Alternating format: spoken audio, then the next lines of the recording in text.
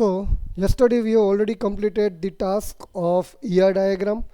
We have discussed what is ER diagram, what are the symbols of ER diagram, then what is relationship sets, how you can provide the relationships, right? So all these things were discussed in the previous lectures, and based on that I have already assigned you a task of completing or drawing some ER diagrams for different systems. So how many of you have completed that task actually?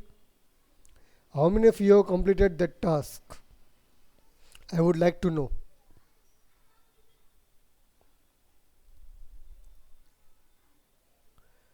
Yes, how many of you have completed? Only 6 of you. 7. What about others? Does any revision is required in that particular chapter? Then you can say yes or no. And for which topic you want a revision? So I can discuss that topic right now,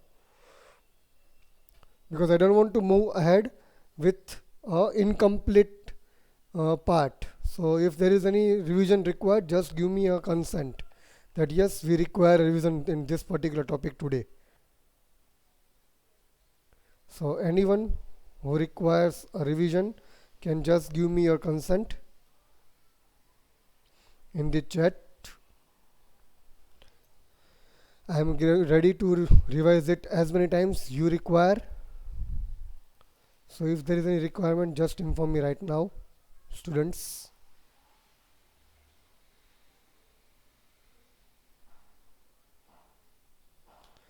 Anyone who requires a revision?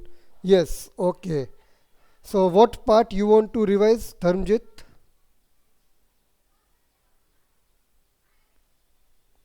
What topic you want to revise? Just give me a consent.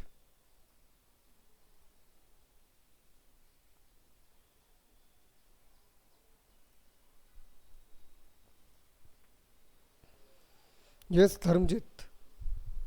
So what I am doing is I will just start with the PPT, and what I will do is we can go through all the topics once more, and if you have any queries, just unmute yourself and ask me your queries, right?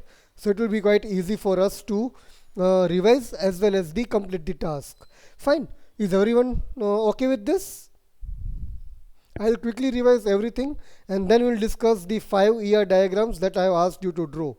Even if you are not able to draw, I will show you what can be the actual answer for all those ER diagrams, so you can have a quite good reference for you during your exams if GTU is taking any type of written examination. Fine, so let's go with the PPT and see what we can do as well as we can see. Okay, so I am just going with the PPT and sharing my screen with you all.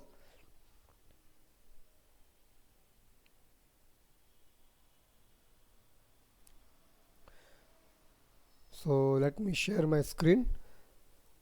So I think my screen is visible. Yes or no? Unmute and tell me.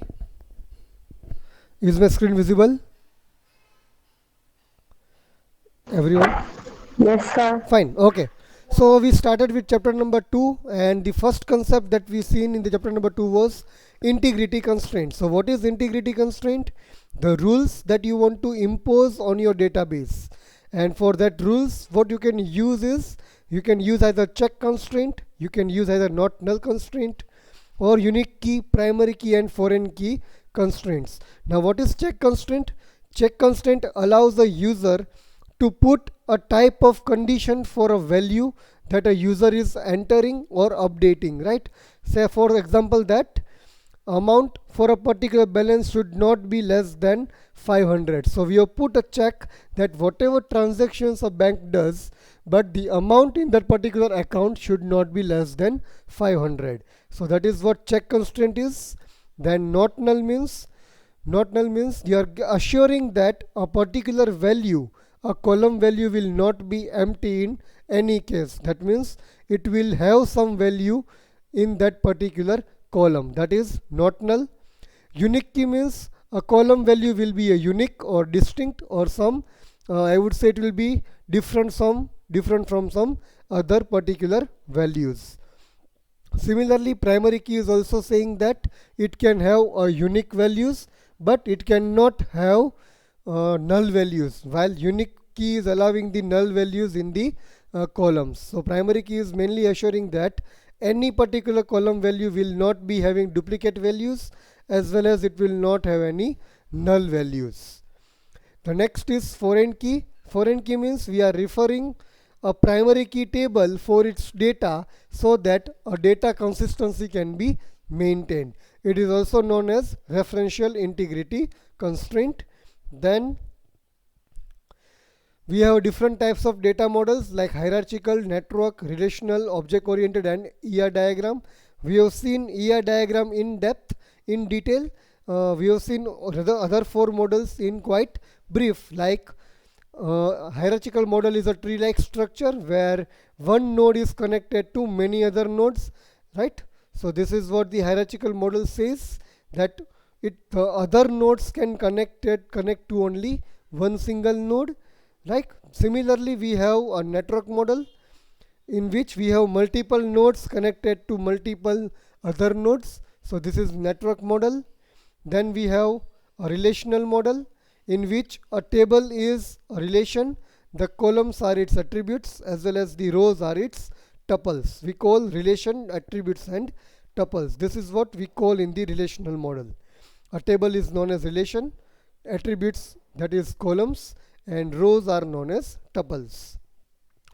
Object oriented model, mainly working with a diagram of a particular nodes being inherited or being generated from one particular other object. So here shape is an object, then it is having two methods.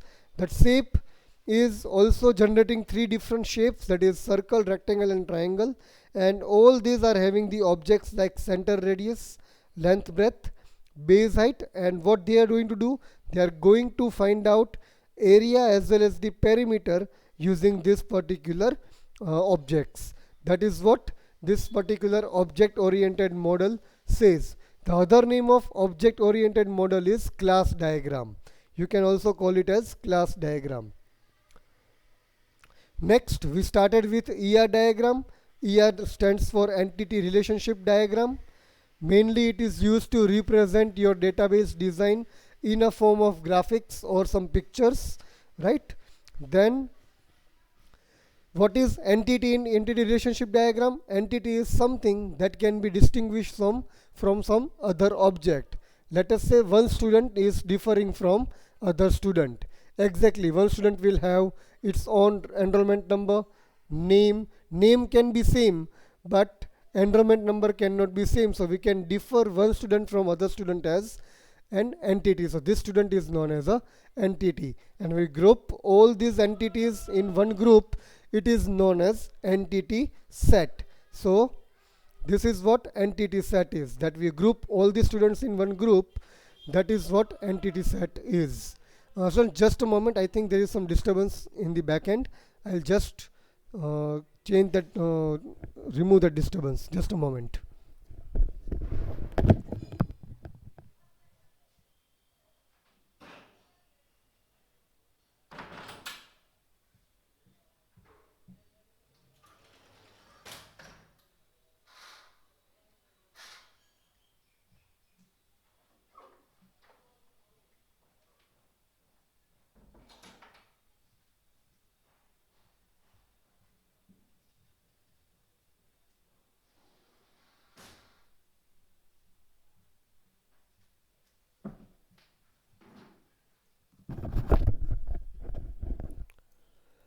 Yeah, I hope now there won't be any disturbance, because actually as you are also working from home, we are also working from home today.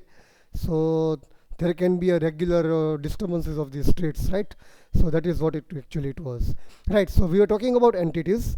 So what is entity? An entity is something that you can differ from other one. Similarly, a student can be differed from other student based on enrollment number. So a student is an entity. And when I group all these students, right, then I can say I am having one student entity set. That means each entity of that particular set are having different properties, or they can be easily differentiated. right? So the symbol of entity is a rectangular box, right? Then we have attributes. Each and every entity has an attributes or properties. So what we can call it like that, student is having enrollment number, name, birth date, semester. So all these are the different attributes of the students, right? And it is symbolized as an oval shape like this is the example that we have seen already. Then we are having different types of attributes like simple, that can not have that cannot be divided to sub attributes, but we have a composite attribute that can be divided to sub attributes, like first name can be divided to first name, middle name and last name. Then we have single valued and multi-valued attributes. So what it is actually, a single valued attribute will have only one value, while multi-valued will be having more than one value. So a phone number is the best example for it, right? And it is symbolized as double ellipse or oval shape. Then we have a derived attribute. So derived attributes are something that can be easily guessed or predicted from one attribute. So birth date, if we have a birth date, we can determine the age of a particular student or a person. So the age is a derived attribute. That means we are deriving the value for that particular attribute from some other particular value, right? So this is derived attribute. So this is what we have seen so far. Then we have relationship. So what is relationship? We are just defining that two different entities are connected to each other based on some relation. So that is what we call it as relationship set, that two different entities are connected to each other with a relation. So here in example you can see a book and a student are connected with a issue relation. That is the symbol, a diamond shape, right? So issue is the relation between book and student. Based on relationship, we have four different types of cardinalities: one to one, one to many, many to one and many to many. We already discussed a example of student and a teacher. Like one student can teach, can be taught or can learn from one teacher. Then one student can learn from many teachers. Many teachers can teach one student, or many teachers can teach many students. So that is what the best example of one to one to many to one and many to many is, right? I'm not going to discuss this in deep now, so I'm just skipping that part. So this is what the simple example of library management system. We'll discuss this diagram later. I'm not skipping this part right now. Then we have a total participation and a partial participation. Now what is total participation? Let me take a diagram and explain it in a very quick way.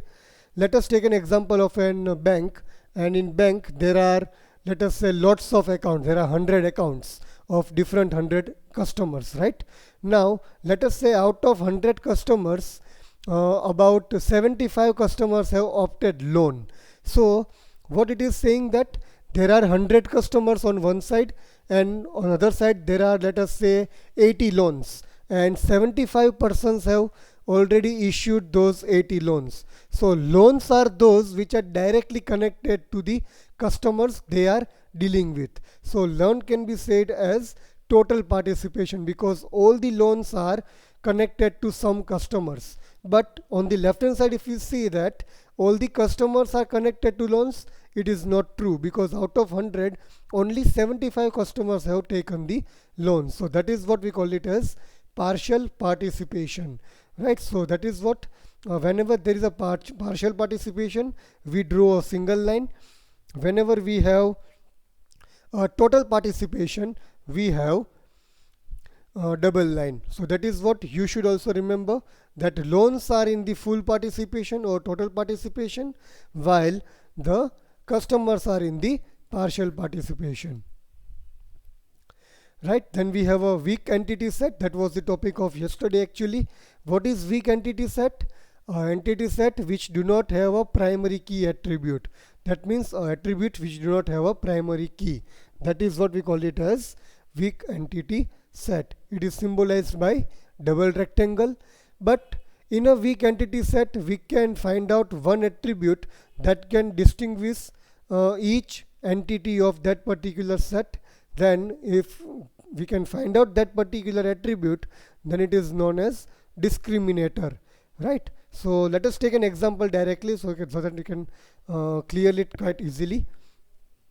So these are the two entities. We have a loan entity as well as the payment entity. Now if you can see the diagram, loan is a single rectangle, while payment is a double rectangle, right? So payment is called weak entity set, and loan is called strong entity set. How? We can see this in the diagram. See, a loan is having a loan number as well as the amount attribute, and loan number is underlined properly. So loan number is a primary key. So whenever you see an underline in an ER diagram, it means that it is a primary key attribute or primary key column. So this is what is a primary key. But in payment, there is no primary key, there is no underlined attribute. We have a dashed line attribute but no underlined attribute, right? So dashed line, this particular attribute is known as discriminator. Now what is discriminator? Attribute that can distinguish each and every entity of that particular entity set. So we can say that this particular payment number can distinguish all the payments made to the customers in a bank, right? So for each payment there will be some different payment number. So this is what a discriminator is, right? So strong entity, weak entity, and we have a discriminator. So what we can say that whenever a strong entity set is connected to a weak entity set, the relationship is known as weak entity relationship, right? Remember this definition. It can be asked in exam that what is weak entity relationship. So we can say that when a strong relationship, strong entity set is in relation with a weak entity set, then that relation is known as weak entity relationship. Fine. So now there is an issue in an ER diagram that we cannot show the weak entity relationship. So we need to make it strong. So what you can do to make it strong? You can combine a primary key column and a discriminator together in a relationship set, so that we can say that though it is a weak entity set, they are in a strong relation. It is just to show diagrammatically. There is no relevance with the theory part in this. So don't bother about this. We are just representing a strong bonding between a entity set and a weak entity set using this particular method, that we are combining primary key column of strong entity set and discriminator of weak entity set into a relationship set, so that we can symbolize it as a strong relation, nothing else, right? So here is the example. As you can see, payment number, that is discriminator, that is we can say P, and loan number, that is a primary key attribute of loan entity, we can call it as L, and they both are combined in a diagram here, right? So this is what we can say a strong bonding between these two entity sets. If you want to describe this in your ER diagram, you can do. If you do not want, it is okay. It is not compulsory to describe this in your ER diagram. It is just as a part of theory. Okay. Next, we have seen specialization. So that is extended ER diagram. So what is specialization? What we are doing is we are dividing one entity to the sub entities, right? So that is what a specialization is, and it's a top down approach. Let us see the diagram. So as you can see that a person is an entity set, right? And a person is having three different attributes like name, street, and city. Now a person can be anything, right? So we have divided a person into two different entities, like a person has been divided to employee, a person has been subdivided to customer. So what we are using to divide them, we are using a triangle, and we are writing a keyword called ISA. So this is what you can use to divide a particular entity set, right? So a person is a employee, a person is a customer. Now what this employee will have? Employee will have name, street and city. Along with these three, it will also have a salary attribute. Similarly, a customer will have name, street, city attributes. Along with these three, it will have this particular attribute also. So what it does actually, it also inherits, or it also has all the attributes of the entity from which it has been derived or it has been created. So employee is having salary, name, street and city. Customer is having credit rating, city, street and name. Similarly, employee is again divided into three sub entities, like employee can be officer, employee can be teller, employee can be secretary. So employee is a officer, teller and secretary. So along with these attributes, what this officer will have? Officer will have office number, salary, name, street and city. Similarly, teller will have these two attributes. Along with this, it will have salary, name, street and city. And secretary will again have this attribute. Along with this, it will have salary, name, street and city. So what we are doing actually, we are just dividing one entity to sub entities, just to differentiate the different entities of ER diagram. We can use this specialization. Similar to specialization, we have generalization. Now generalization is similar to specialization, but in theory what we say is, we start from bottom and we move towards the upward direction, because we have a different set of entities and we try to create one single entity from those different set of entities. It is completely the reciprocal of specialization, nothing else. So if you see the diagram will be same, there is no change. But how we will describe this? We will describe that we have officer, we have teller, we have secretary. Each of them is having different attributes. Now this officer, teller and secretary can be combined to one entity called employee. So officer, teller and secretary is a employee, and employee is getting a salary. So now this employee can also access office number, station number, hours worked of these attributes of these three entities. Along with that, it will also have the salary. Then this employee is again is a person. So we have just moved from bottom to up. We have just created different entities to one single entities. So that is what generalization is. So specialization and generalization can be represented in one single way in ER diagram, but can be explained in two different ways in theory part in your examination. Specialization is top down approach, generalization is bottom up approach. Fine. So is this clear, guys? Everyone? Any doubt in this? Anyone? Anyone is having any doubt till here? Specialization and generalization or anything else? Any doubts? Just raise it right now.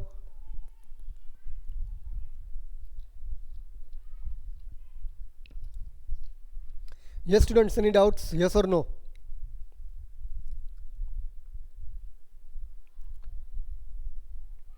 Students, any doubts?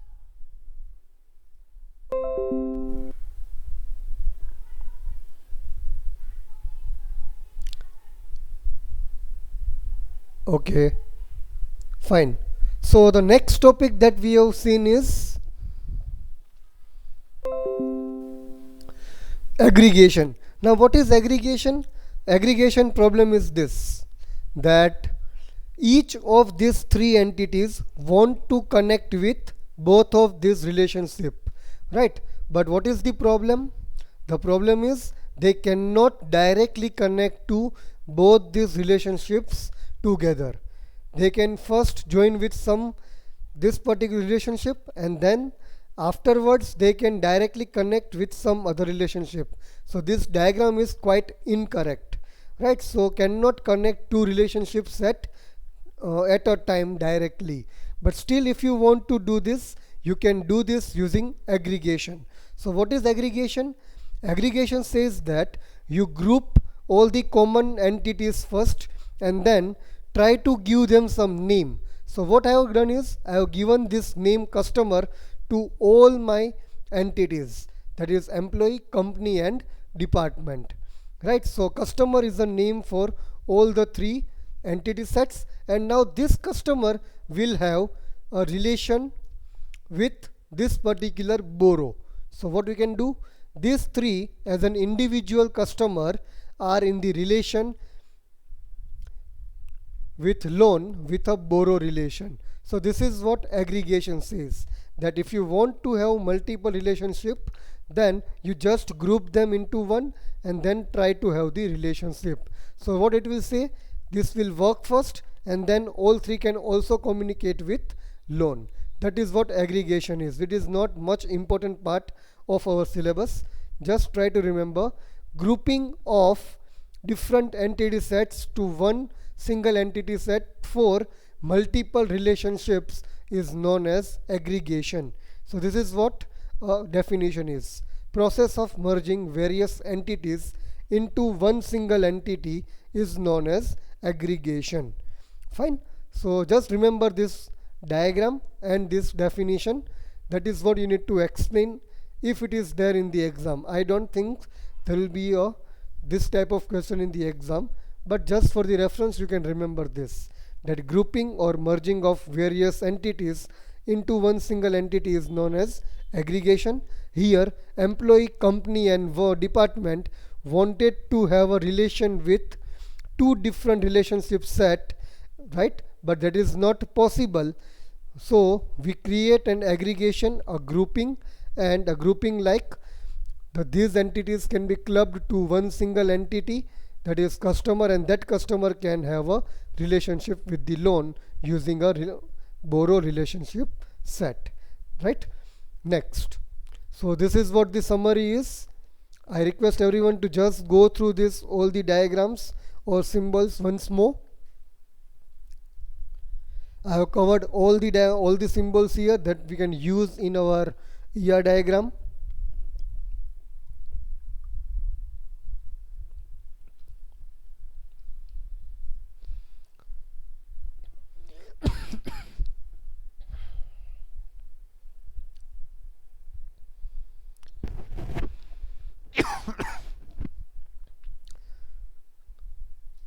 So fine. So these are the summary of the diagrams, that symbols that you can use in ER diagram.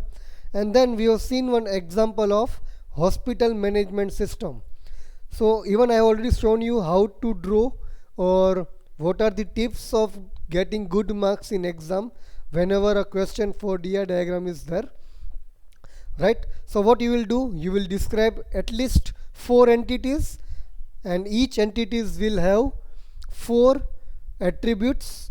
Then each entity must be connected with the other entities via some relation, and you need to show all the types of relationships as well as the generalization or specialization, as well as the one-to-one, one-to-many, many-to-one and many-to-many cardinalities. So if you mix up all these things among all 4 entities, your ER diagram will be ready.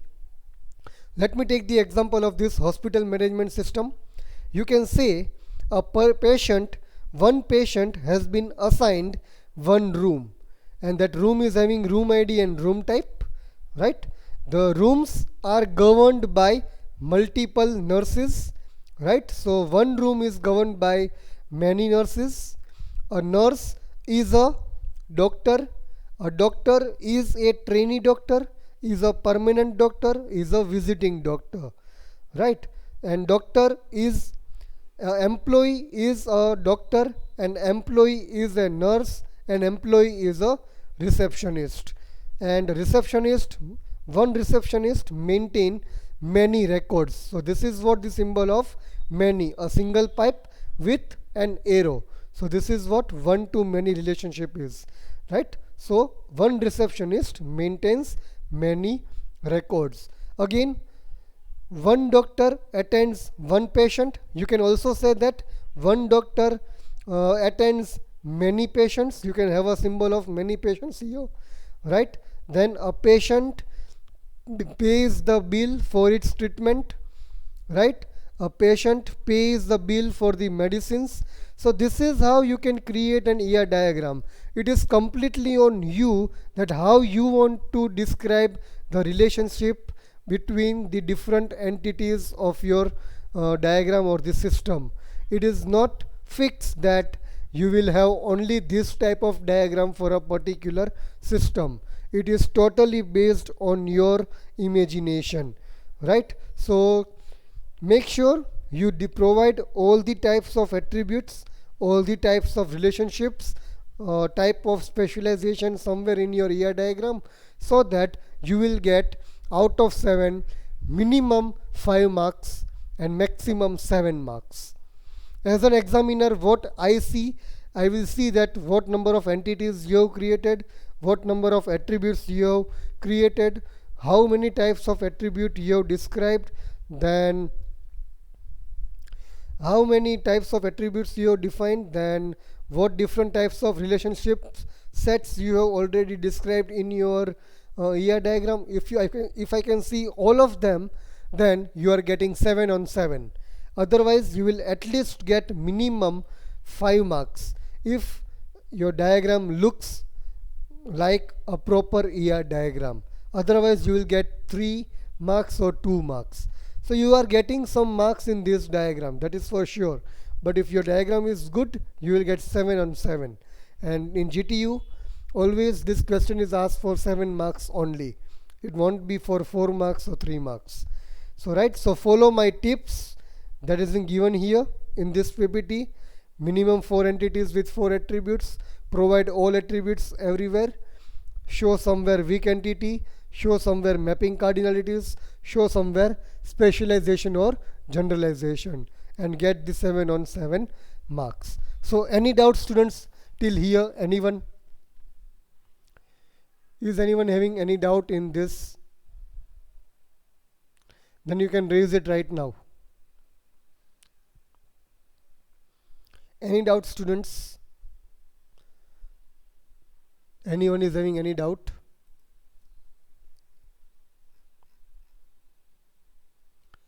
Fine. So let us go through some GTU questions. So first one is write a note on mapping cardinality. So you know what is mapping cardinality is, right? 1 to 1, 1 to many to 1, and many to many. Then second is explain the difference between weak and strong entity set. So what is the difference? Weak entity set will have no primary key. Strong entity set will have a primary key. Then weak entity set will have a discriminator. Strong entity set will not have any type of discriminator. Then you can show different types of diagrams, that is symbols. Strong entity set is symbolized by a rectangle. Weak entity is symbolized by double rectangle. Then if there is a weak entity, there will be a weak relationship. If there is a strong entity, then we will have a strong relationship. So this is the answer for 4-mark question. Then differentiate generalization and specialization. Already we have discussed top down and bottom up approach. Then one entity to sub entities, then sub entities to one entity. That is what you can write down, and you can just give the example and complete this answer for 3 marks. Then note on specialization and generalization. So now instead of you are having a differentiation, you are having the write a short note on specialization and generalization. Again, explain aggregation with in ER diagram with example. So whatever we have seen that PPT of aggregation, you can just describe in your own words for 3 marks. Then we have ER diagram for bank management system. So if you can see the list, we do not have bank management system in this list, but what we have is hospital management, school management, library management, hotel management, and reservation management system. So one more that is asked is bank management system. One more that is asked is construct an ER diagram for car insurance company whose customers own 1 car or more cars. Each car has associated with 0 to any number of recorded accidents. So what you need to do is you need to create 3 different entities. One will be insurance, one will be customers, and one will be the accidents, and then you have to just provide the relationship between all the 3 entities. That is what you need to do, right? So these are the few questions asked in GTU. Now it's time to discuss about these ER diagrams. So how many of you have completed hospital management system? Give me your consent in the chat box. Hospital management system. How many of you have done?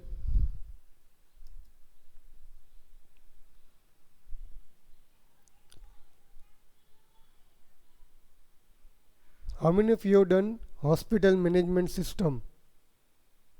Guys, how many of you have done hospital management system?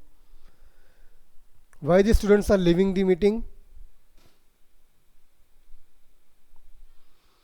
Okay, Dirga, can you share your screen and show me what you have actually drawn?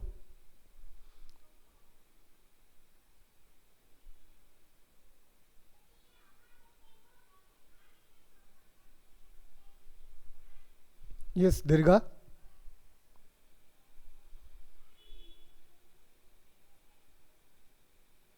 Okay, Rajesh, can you show your diagram?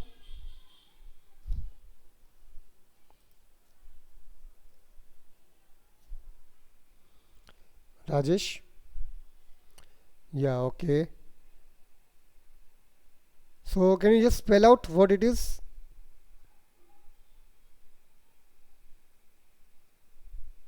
Can you speak up?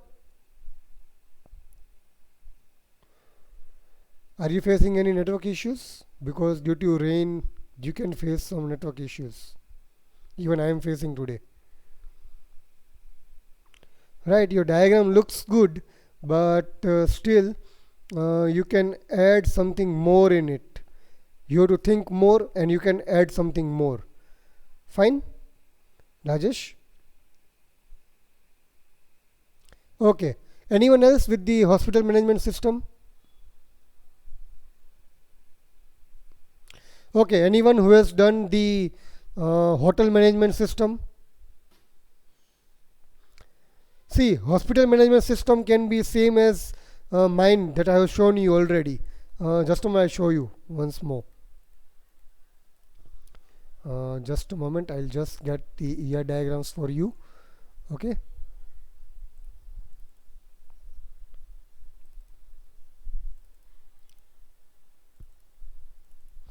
Right, so let me show you the hospital management system first. So is my screen visible? Yes or no? No, actually, right. So let me just show you.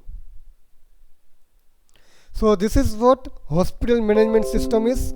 We have already seen this, right? So you should draw this the diagram in such a way that it should look like an ER diagram and try to make it quite nearer to everyone.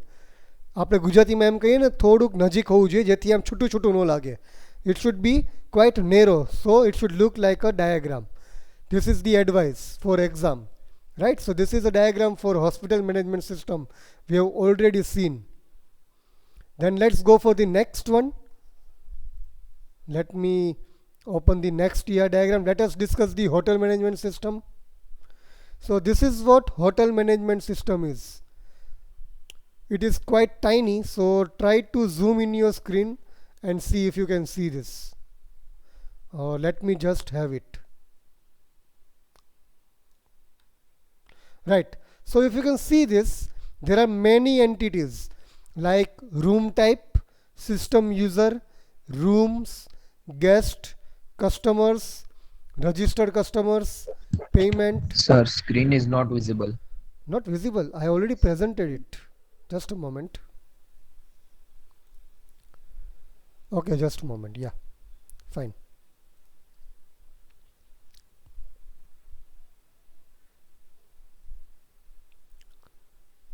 Right, now it is visible, right? So you can imagine a hotel management system in your own way, but I can just show you the reference for this.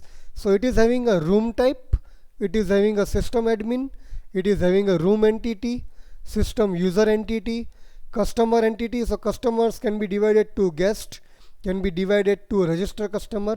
Then we have a reservation entity, we have a cancellation entity. So you can imagine your diagram in your own way, but you can see one room type of different rooms can have a single room type, then that can be resolved by using a reservation entity, and the customer can reserve this particular room using this reservation entity. Then system operator manages all the reservations, system user manages all types of bills and everything. So all the cancellation is also maintained by the reservation as well as the registered customers. So you can imagine whatever type of diagram you want to draw in an exam. It is not compulsory that you should draw this type of diagram. You can only have 4 different entities like rooms, then customers, then receptionist, and the complete hotel. So you can just play around all these entities and you can make anything you want to. Like you can have a room types, you can have room reservation, a receptionist can be a manager, receptionist can be a clerk, anything you want to assume and you want to display in a diagram. So that is totally based on your assumption, but make sure you are providing all the details relevant to your system.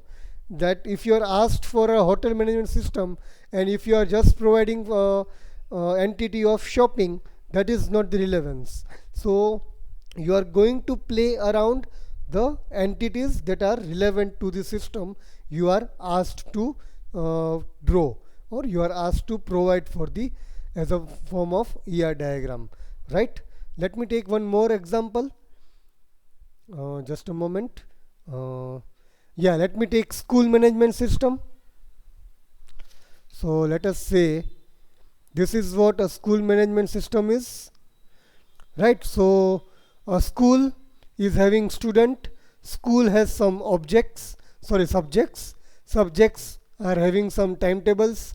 For subjects we have examinations, the subjects are allotted to teachers, teachers go to the classes for taking that subject. Again the teachers is a employee, right? So school is having an employee, employee can be a teacher, employee can be a clerk, employee can be a peon, anything. So again a school is having a library, library has books, books can be issued to the members. So this is how you can describe a system. I have the diagram has covered all the entities that a school can have, and it has provided different types of relations so that everything can be done. Right, I think there is some message. Who is Amulya Patel? I think there is no Amulya Patel in our class so far I know, and someone has given him this link to connect to this lecture, but I won't allow him. Right, so this is what a school system is, right? So you have to draw this in this way. Then let me go to one more diagram, that is reservation system. So this reservation system can be for any system, right? A train or right now it is for train, but you can also create the same system for the bus, for air, for any type of traveling system, right? So let us say here can be a bus, train or air status. So available seat, waiting seat, what are the number of seats booked. Then a passenger has booked a particular train or bus or airplane, then it is having a PNR number, the details of passenger. Then a third party agent is also trying to book a particular bus or anything else. Then the train has its own status or the plane has its own status. A train is having its own route or plane is having its own route. So this is how you can define any reservation system so that it can be a pure reservation system. You can put anything here that you like. You can put the routes, you can put the waiting list, you can put the passenger list, you can put the different types of aircrafts if you are using airline, you can put different types of trains like Rajdhani, like Satabdi. So this is what you have to just mix up and provide a good diagram to the user so that you can get a very good marks. Mainly if I say we are not using ER diagram in actual to define or describe the database design, because it is quite a tedious work for us, because the projects will be too large, and for those large projects we cannot provide ER diagram.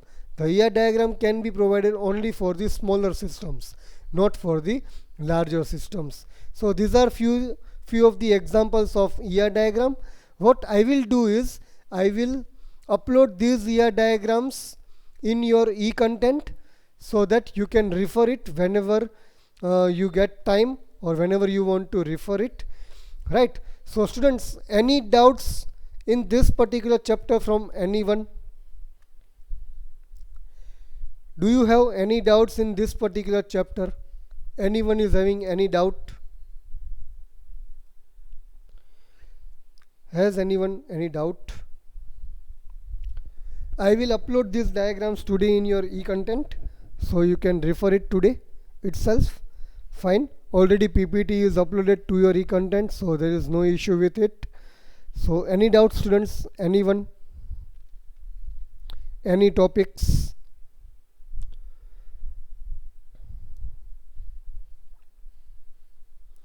So maybe I think I may take your test of chapter number 1 and 2 tomorrow. So you have to be prepared and everyone has to be remain present.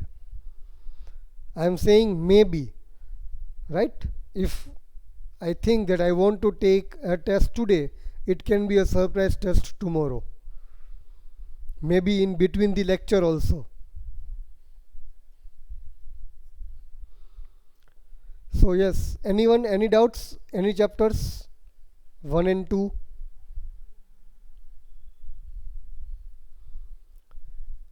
No doubts, students?